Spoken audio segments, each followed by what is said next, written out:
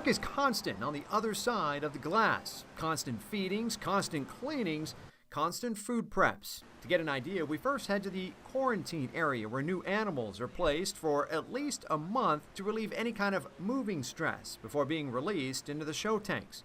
The biggest tank in the room holding 3 incredibly endangered and very large and intimidating sawfish. Being able to breed these guys in captivity is always would always be great. They're vulnerable out in the wild. Jared Durrett is the aquarium's curator and says food is quite the undertaking since all the sea life has special diets. Well, today the sawfish are getting salmon and they're fed by using this pole.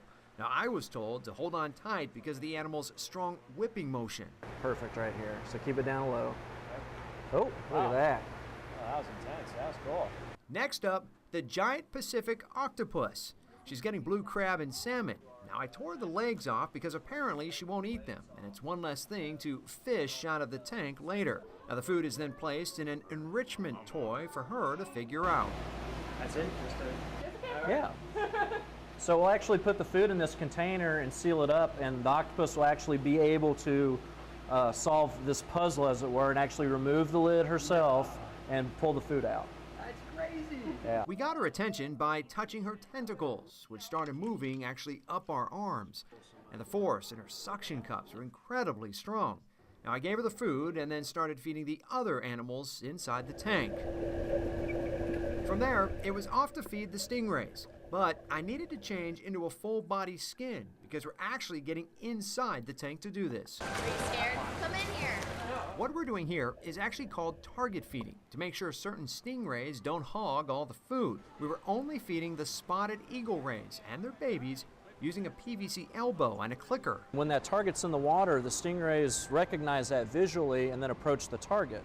Once they approach the target, they actually have a clicker underwater. It's an auditory marker for the stingrays. They recognize, all right, I've hit the target now, and I hear that sound, and then we reward them with their food. Right now we're feeding about 8 pounds of seafood to the stingrays. Now on average, the aquarium actually runs through 1,400 pounds of seafood every week. But it all starts in the kitchen. Every day, they break up food for the next day. And in this case, it's mackerel for the stingrays. Just cut right behind the operculum there. Right there. Do you go at an angle? A little bit. The head and tail come off, then the guts are taken out. And we do so because we want to get the guts out of there just in case there's any hooks in their gut.